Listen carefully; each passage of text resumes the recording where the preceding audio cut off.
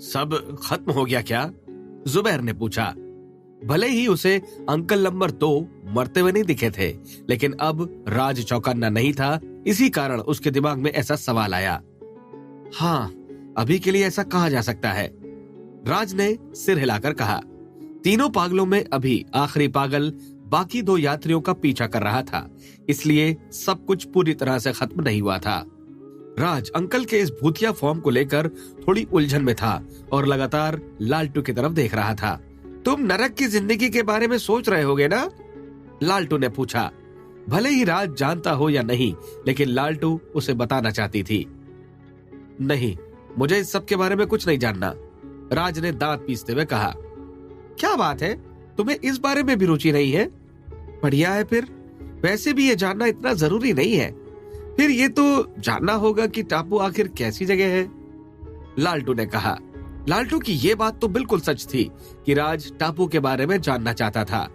यहाँ तक कि पहाड़ी महारथी भी टापू के बारे में जानना चाहते थे, लेकिन बदकिस्मती से उन्हें अभी तक इस बारे में कोई खास जानकारी नहीं मिली थी। लेकिन राज अगर रहस्यमय टापू के रहस्य के बारे में जान मिलेगा तो उससे कोई नतीजा नहीं निकलने वाला था, क्योंकि टापू छोड़ते ही उसकी याददाश्त जाने वाली थी और उसके बाद उसे कुछ भी याद नहीं रहने वाला था। मुझे जानना तो है, लेकिन ये सब जानकर भी क्या होगा? राज का मन हुआ कि वो सही जवाब दे दे, लेकिन राज कुछ भी कह पाता उससे पहले ही एक आकृति राज के सामने वाले पेड़ पर दिखने लगी। राज के सामने वाले पेड़ पर गुलाबी कपड़े और लाल बेल्ट लगाकर एक आदमी बैठा था। उसे देखकर ही कोई भी कह सकता था कि यही तीसरा पागल था। अरे, लगता है तुमने मेरे दोनों भाइयों को मार दिया है, पेड़ के तने से टिककर तीसरे पागल ने कहा। राज ने आंखें सिकोड़कर देखा। तीसरे पागल जादूगर का तरीका बाकी 2 लोगों से अलग था। उसकी ताकत भी उनसे ज्यादा थी। इसका मतलब था कि शायद वो दूसरे लेवल पर पहुंच चुका था। राज ने एक हाथ से सहस्त्र भेदी तलवार पकड़ी और दूसरे हाथ से जेब में मौजूद तिलिस्म पकड़ लिया। उसने 2 लोगों को पहले ही हरा दिया था, इसलिए वो इस बार कोई गलती नहीं करना चाहता था, क्योंकि ये राज का आखिरी तलवार तिलिस्म था। तुमने मुझे बीच बात में रोकने की हिम्मत भी कैसे की? क्या तुम्हें अपनी जिंदगी से प्यार नहीं रहा? लालटू ने मुट्ठी बांधकर कहा। राज को चिंता में देखकर तीसरा पागल हंसने लगा। घबराने की जरूरत नहीं है, मैं अपने दोनों भाइयों से अलग हूँ। मुझे शांति पसंद है। मुझे लगता है कि बातचीत से मसले हल करना लड़ाई झगड़े से ज्यादा बेहतर है। मेरा मानना है कि होशियार लोग इन सब लड़ाई झगड़ों में नहीं पड़ते, तीसरे पागल ने कहा। उसकी बातें तुरंत ही प्याली के दिमाग में घर कर गई। बिल्कुल सही कहा, लोगों को पीटना और उन्हें मारना पूरी तरह से गलत है। मेरा मानना है कि बातों से सारे मसले हल हो सकते हैं, प्याली ने मन ही मन सोचा। उसके हिसाब से अगर राज उससे बात करके बिना धमकाए उसे छोड़ दे तो ये सबसे अच्छी बात हो सकती थी। तुमने अभी अभी मेरे दोनों बड़े भाइयों को मारा है। अब ये बताओ कि अगर तुम मुझे अपने पीछे मौजूद दोनों लोगों को दे दो तो कैसा रहेगा? अगर उन्होंने मुझे खुश कर दिया तो मैं तुम सभी को जाने दूंगा। इस बारे में तुम्हारी क्या राय है? तीसरे पागल ने कहा। भले ही ये तीसरा पागल बाकी दोनों से अलग था, लेकिन उसके इरादे भी बाकी दोनों की तरह ही थे। तुम्हें देखकर लगता नहीं कि तुम इन दोनों को मुझे देने वाले हो, है ना? तीसरे पागल ने हंसकर कहा और अपने शरीर से शैतानी शक्ति का एक झोंका छोड़ा, जो सीधा राज, जुबैर और जीशान की तरफ बढ़ने लगा। जुबैर और जीशान इसके बाद कांपने लगे। राज ने कुछ भी नहीं कहा, बल्कि अपनी तलवार पकड़कर लंबी चाल टेक्निक का इस्तेमाल करते हुए पेड़ की तरफ बढ़ने लगा। थोड़ी ही देर में तलवार से जोरदार रोशनी चमकी, जो चारों तरफ फैल गई। हालांकि ये हमला सिर्फ छलावा था, असली हमला तो तलवार तिलिस्म से होने वाला था। राज बस इंतजार कर रहा था कि तीसरा पागल उसकी रेंज में आ जाए।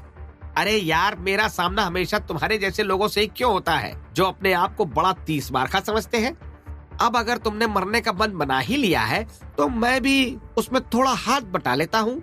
मुझे इस बात का बहुत दुख है कि उन दोनों ने अपनी मर्जी से मेरे आगे घुटने नहीं टेके। अब जब मैं जबरदस्ती करूंगा तो उन्हें तकलीफ ज्यादा होगी, तीसरे पागल ने कहा। इतना कहकर तीसरे पागल ने अपनी मुट्ठियां खोली और उसमें खूनी रंग के 10 धागे उसकी उंगलियों से जुड़े दिखाई देने लगे। ये धागे खास तरीके के हथियार थे। इसके बाद पागल राज की तरफ पंजे निकालकर बढ़ा। राज चुपचाप खड़ा था क्योंकि थोड़ी दूरी और कम होते ही वो अपने तिलिस्म का इस्तेमाल कर सकता था। अभी तीसरा पागल करीब 3 कदम ही आगे बढ़ा था, तभी उसे अपने पैर के पंजों पर कुछ ठंडा महसूस हुआ और अगले ही पल उसे राज लगातार ऊंचाई में बढ़ता हुआ दिखाई देने लगा। ये कैसी टेक्निक है? शायद ये मेरा कोई भ्रम है, तीसरे पागल ने सदमे में पड़कर कहा। उसे चारों तरफ की हर चीज भ्रम लगने लगी थी, जिसके बाद उसने गुस्से में आकर भ्रम तोड़ टेक्निक का इस्तेमाल किया। लेकिन इसी समय उसके चारों तरफ मंडरा रहे सांप ने अपना मुंह खोलकर उसे निगल लिया। कुछ ही देर में उसका धड़ सांप के मुंह के अंदर था और अब सिर्फ पैर अंदर जाना बचे थे और थोड़ी ही देर में वो कसर भी पूरी हो गई। राज ने भी इस छोटे से सांप को देखा, तभी उसे पंखुड़ी के बताए रहस्यमय जानवर की बात याद आई। उसने बताया था कि एक जानवर किसी भी चीज का आकार छोटा कर सकता है और उसी की मदद से पंखुड़ी ने अपना पर्स बनवाया था। तीसरे पागल को पूरी तरह निगलने के बाद सांप ने राज की तरफ देखा। तुम्हें परेशान करने के लिए मुझे माफ करना, मैं तो बस यहाँ से गुजर रहा था, तुम मुझे नजरअंदाज कर सकते हो, राज ने मुस्कुराकर कहा। राज अब उस जगह से भागने की सोच रहा था, लेकिन सांप के इरादे थोड़े अलग थे। छोटा आकार होने के कारण सांप की रफ्तार काफी तेज थी। वो बिजली की तेजी से राज की तरफ बढ़ा। सांप सीधा राज के शरीर से चिपक गया। अचानक ही राज का आकार कम होने लगा। पलक झपकते ही राज का आकार मुट्ठी बराबर हो गया। राज सांप का खाना बनने के लिए तैयार नहीं था। लालटू जी मुझे बचाइए, राज ने चिल्लाकर मदद मांगी। राज मदद मांगने के मामले में काफी काबिल था। अरे तुम्हें मेरी मदद चाहिए, लालटू ने आंखें सिकोड़कर कहा। वो काफी अच्छे मूड में थी। अपनी बात पूरी करने के बाद उसने अपनी उंगलियां हिलाई और उनमें से कुछ मोती सांप की तरफ उछाले। सांप को अपनी तरफ बढ़ रहे खतरे का जैसे ही एहसास हुआ, उसने अपना सिर उठा लिया। अचानक ही सांप ने राज को छोड़ दिया, लेकिन मोती अभी भी परछाई की तरह सांप के पीछे थे। जैसे ही मोती सांप के शरीर से टकराकर चिपके तो उनमें से रोशनी निकलने लगी। सांप का शरीर कांपने लगा था। अचानक ही सांप ने अपने अंदर से अपना ही एक और शरीर निकाला और वहां से भाग गया। बस उसकी केंचुली वहां रह गई। क्या ये बस केंचुली की वजह से भागने में कामयाब हो गया? लालटू ने कहा। फिर उसने एक नोटबुक निकाली और उसमें कुछ लिखने लगी। ये नोटबुक काफी हद तक भरी हुई थी। इसमें लालटू की ख्वाहिशें लिखी हुई थी। उसके लिए खाना बनाना और उसे खाते हुए देखना, किसी कम खतरनाक जगह पर उसके साथ जाना, उसकी एक बार जान बचाना, साथ में कई सारी किताबें पढ़ना।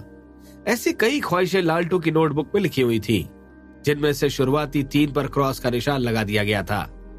नोटबुक का काम निपटाने के बाद उसने अपना हाथ बढ़ाया और राज को उठा लिया। लालटू जी, आपका शुक्रिया, राज ने राहत की सांस लेकर कहा। अरे कोई बात नहीं, वैसे भी मदद मांगते हुए तुम काफी सुंदर लगते हो। तुम्हें इस तरह देखना बहुत कमाल का है, लालटू ने मुस्कुराकर कहा। राज को एक हाथ में उठाए लालटू दूसरे हाथ को हिला रही थी। सुनहरे मोती लालटू के पास वापस आ चुके थे। मोतियों पर सांप की केंचुली अभी भी चिपकी थी। राज उस केंचुली को बड़े ध्यान से देख रहा था, क्योंकि वो जानता था कि पंखुड़ी जैसी पर्स बनाने में यह काफी काम आ सकती थी। क्या तुम्हें ये चाहिए है? केंचुली निकालते हुए लालटू ने कहा। हाँ, राज ने ईमानदारी से जवाब दिया। उसे भी पंखुड़ी की तरह सामान रखने के लिए एक पर्स चाहिए था। चूंकि ये मेरा है, इसलिए मुफ्त में तुम्हें नहीं दूंगी, लालटू ने मुस्कुराकर कहा। लालटू जी, उन बचे हुए 2 यात्रियों का क्या, जो जुबैर और जीशान के साथ थे? थोड़ी देर के बाद राज ने बात बदलकर कहा। उन दोनों की गंध अब उन 8 लोगों के गुट के साथ आ रही है। लगता है वो उनसे जाकर मिल गए हैं। लगता है उन जादूगरों को सिर्फ तुम्हारे दोस्तों में रुचि थी, इसलिए वो उन यात्रियों के पीछे नहीं गए, लालटू ने कहा। यह सब सुनकर राज की जान में जान आई। लालटू अचानक ही दिखने लगी थी, इसलिए जुबैर उसे घूर कर देख रहा था, क्योंकि उसे समझ नहीं आया कि अचानक से गंजी लड़की वहां कैसे आ गई। राज अचानक से छोटा हो गया क्या? और जीशान भी छोटे आकार का है? ये सब क्या हो रहा है? जुबैर ने सोचा। इतने में ही जीशान वापस अपने आकार में आने लगा। हालांकि अभी भी उसका काफी बढ़ना बाकी था। हालांकि सिर्फ इतना ही जुबैर को परेशान नहीं कर रहा था। उसे समझ नहीं आ रहा था कि राज ने इतने नए नए करतब आखिर कहां से सीखे थे। वो ये सब समझने की काफी कोशिश कर रहा था, लेकिन उसके पल्ले कुछ भी नहीं पड़ रहा था। आओ अब अपने दोस्तों से बात कर लो। लालटू ने अपना हाथ जुबैर की तरफ घुमाया। राज अभी लालटू के हाथ पर बैठा था। जुबैर का बड़ा सा चेहरा देखकर राज डर गया। क्या राज अपने असली आकार में आ पाएगा? क्या राज अपने दोस्तों को इस टापू से निकाल पाएगा?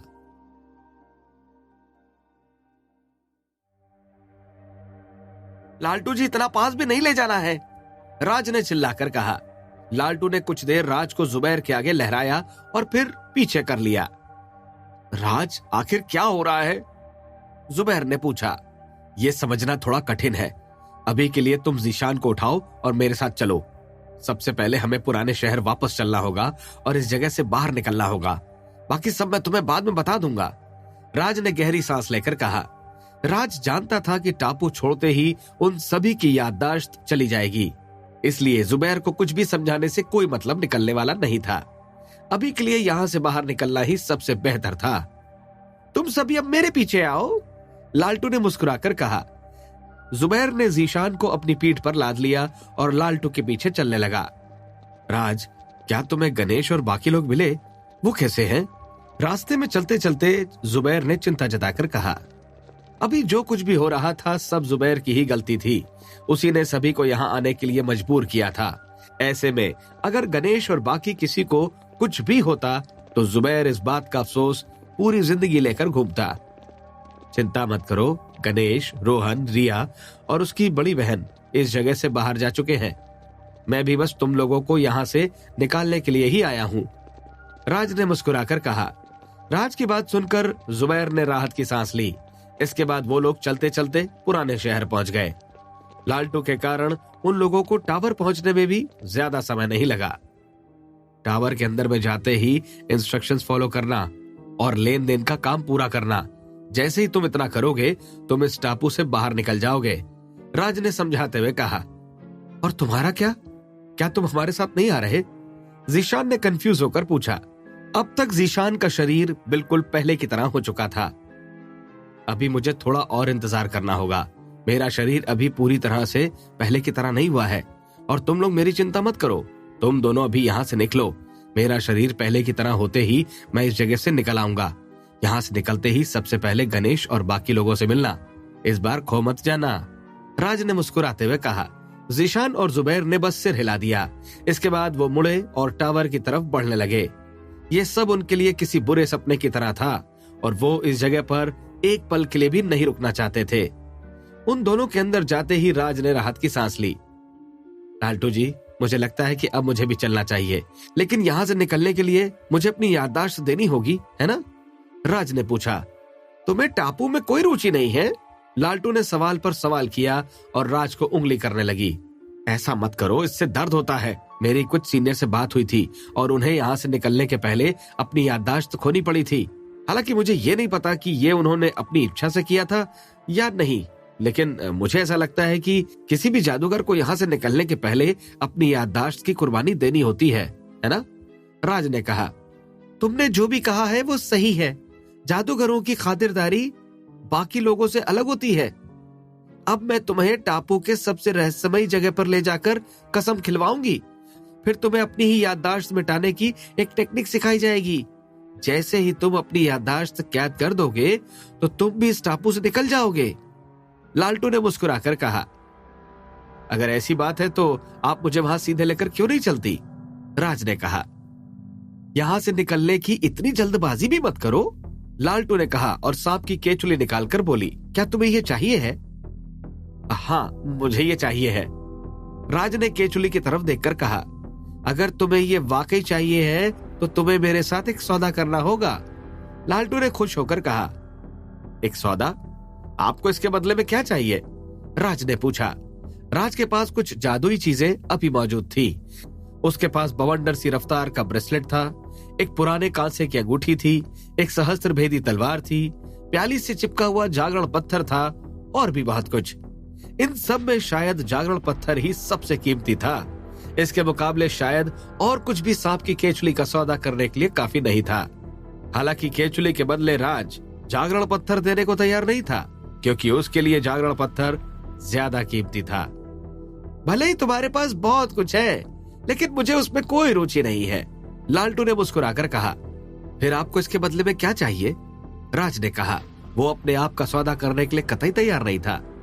मैं चाहती हूँ कि तुम मेरे साथ कुछ किताबें पढ़ो, लालटू ने राज को उंगली करते हुए हंसकर कहा। आप मेरे साथ किताबें पढ़ना चाहती हैं? राज ने हैरान होकर पूछा। हाँ, बस इतना ही, लालटू ने मुस्कुराकर कहा। ठीक है, सौदा पक्का, राज ने तुरंत जवाब दिया। इसके बाद लालटू राज को अपने एक मंदिर ले गई। मैं तुम्हें हमारे कबीले की कुछ किताबें दूंगी।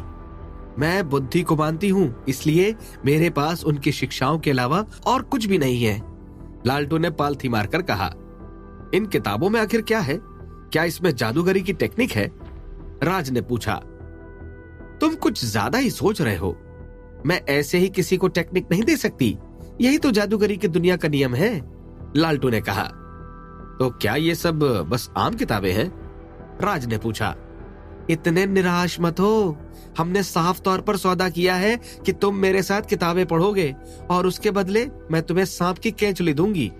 हाँ, एक बात और, क्या मैं प्याली को थोड़ी देर पकड़ सकती हूँ? मुझे उसकी थोड़ी याद आ रही है, लालटू ने हंसकर कहा। उसे नुकसान मत पहुंचाना, राज ने जेब में हाथ डालकर कहा। राज ने अपनी जेब से जागरण पत्थर निकाला और लालटू को दे दिया। अरे तुम्हारा बाकी शरीर कहाँ गया? ये इतनी सी कैसे बची? लालटू ने पूछा। वो इसके साथ एक छोटी सी दुर्घटना घट गई थी, राज ने कहा। जब लालटू को समझ आया कि राज इस बारे में ज्यादा बात नहीं करना चाहता, तो उसने भी बात को आगे नहीं बढ़ाया। उसने जागरण पत्थर ऊपर उठाया और प्याली को उंगली से छेड़ने लगी। प्याली भी चुपचाप लालटू की छेड़खानी को बर्दाश्त कर रही थी, हालांकि उसके पास विरोध करने के लिए कुछ था भी नहीं। थोड़ी देर तक ऐसा ही करने के बाद लालटू ने अपनी नोटबुक निकाली और उसमें साथ में किताबें पढ़ने वाली बात को क्रॉस कर दिया। जैसे ही उसने ऐसा किया तो उस नोटबुक में एक और काम दिखने लगा, जिसके तहत लालटू को राज के लिए डांस करना था। ये देखकर लालटू हैरान रह गई। उसने कभी डांस नहीं किया था। अभी तक के कामों में ही लालटू को काफी परेशानी हुई थी और अब उसके सामने एक और मुसीबत आ चुकी थी, जबकि दूसरी तरफ राज किताबें पढ़ने में लग गया था। समय गुजरता गया और राज वापस अपने असली आकार में आ गया। कुछ ही समय में राज ने करीब 20 किताबें पढ़ डाली। राज, क्या तुम मुझे नाचते हुए देखना चाहोगे? जैसे ही राज ने किताब पढ़ना बंद किया, लालटू ने पूछा। नाच? मैं नाच के बारे में कुछ ज्यादा जानता नहीं हूँ, लेकिन अच्छे डांस को देखना मुझे अच्छा लगता है। मैंने टीवी पर काफी डांस देखा है, राज ने कहा। राज, तुम पढ़ते पढ़ते थक गए होगे, चलो थोड़ा टहल कर आते हैं, लालटू ने मुस्कुराकर कहा। हाँ हाँ ठीक है, राज ने जवाब दिया। बाहर आते ही लालटू ने कई सारी तितलियों और फूलों से एक सुंदर नजारा बनाया और राज के लिए नाचने लगी। थोड़ी देर बाद लालटू का नाच खत्म हो गया। ये अच्छा था ना? लालटू ने पूछा। हाँ, ये वाकई अच्छा था, राज ने कहा। चलो, काफी आराम हो गया, अब वापस चलते हैं, राज का जवाब सुनकर लालटू ने राहत की सांस लेते हुए कहा। वापस आकर राज फिर से किताबें पढ़ने लगा, क्योंकि लालटू और कुछ बात नहीं कर रही थी। थोड़ी देर बाद लालटू ने अपनी नोटबुक निकालकर 5वीं इच्छा पर क्रॉस बनाया तो 6वीं इच्छा दिखने लगी, जिसके तहत लालटू को राज की ना तो बहुत बड़ी ना ही बहुत छोटी कोई इच्छा पूरी करनी थी। जब राज किताबें पढ़कर फुर्सत हुआ तो लालटू ने राज को सांप की केंचुली दे दी। हाँ, तो राज, तुम्हारी कोई और इच्छा भी है क्या? लालटू ने कहा। इच्छा? कैसी इच्छा? क्या मुझे कुछ मांगना है? राज ने पूछा। तुम कुछ भी मांग सकते हो, लालटू ने कहा। अगर ऐसा है तो क्या मैं धरती पर शांति मांग सकता हूँ? राज ने पूछा। राज की बात सुनकर लालटू के माथे की नसें दिखाई देने लगी। शायद लालटू को काफी गुस्सा आ गया था। अरे लालटू जी, मैं तो बस मजाक कर रहा था, राज ने कहा। राज जानता था कि उसने एक बेवकूफी भरी बात कही थी और शायद ये त्रिकालदर्शी की संगत का असर था। राज ने मन बनाया कि वापस लौटकर वो त्रिकालदर्शी से कुछ दिनों तक दूरी बनाकर रखेगा। हालांकि मेरी काफी इच्छाएं हैं, जैसे कि मैं जल्द ही ताकतवर बनना चाहता हूं, राज ने सोचने के बाद कहा। जादूगरी की दुनिया में एक एक कदम से बढ़ना ही बेहतर होता है, इसलिए जल्दबाजी मत करो वरना तुम बड़े खतरे में पड़ जाओगे।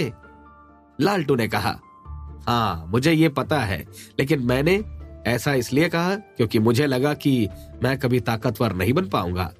खैर, क्या मुझे अजगर के कंकाल पर मुरझाई बेल मिल सकती है? राज ने मुस्कुराकर कहा, हाँ ठीक वैसी ही तो नहीं, लेकिन इस तरह की बेल तुम्हें मिल सकती है। उसके लिए हमें एक सीनियर के पास चलना होगा जो इस टापू की सुरक्षा करते हैं। वो हमारी मदद जरूर करेंगे। तुम थोड़ा आराम करो, मैं कपड़े बदल कर आती हूँ। लालटू ने जवाब दिया। थोड़ी देर बाद लालटू बुद्ध सन्यासियों के कपड़े पहनकर आ गई और वो लोग अपने रास्ते पर निकल गए। जंगल के रास्ते से होते हुए वो पहाड़ों पर चढ़ने लगे। ये जगह वाकई किसी जन्नत की तरह थी। राज ने ऐसा नजारा पहले कभी नहीं देखा था। आखिर राज और लालटू किस सीनियर से मिलने जा रहे थे? क्या राज के सामने कोई नई चुनौती आने वाली थी? क्या राज अपने मर्जी की चीज हासिल कर पाएगा?